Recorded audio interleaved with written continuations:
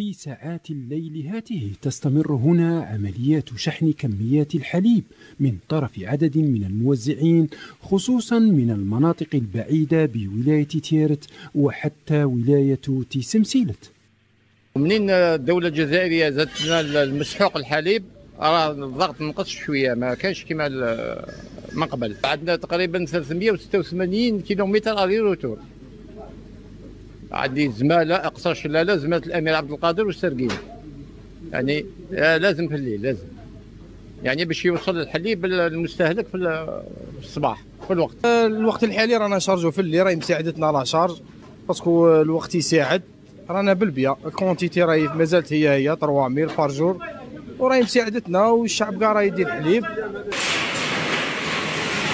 فضخ كميات معتبرة من بودرة الحليب من طرف السلطات العليا وصل إلى 180 طنا، كما تم خلق فرق ليلية لصيرورة عملية التوزيع لتحقيق الوفرة.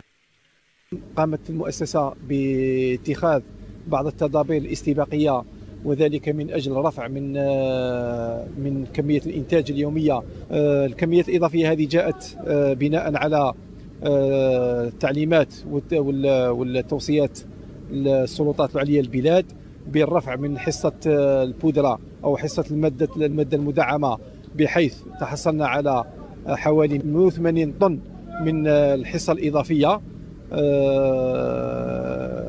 كنا ملزمون بالإنتاج ليلا ونهارا بوضع 3 فرق بالتناوب. رفع الإنتاج اليومي هنا بملبنة سيدي خالد بتيرت إلى 200 ألف لتر يوميا جاء لتغطية العجز المسجل مع بداية رمضان، حيث يتم تكاتف الجهود بفضل دعم الدولة لتوفير هذه المادة الأساسية للمواطنين.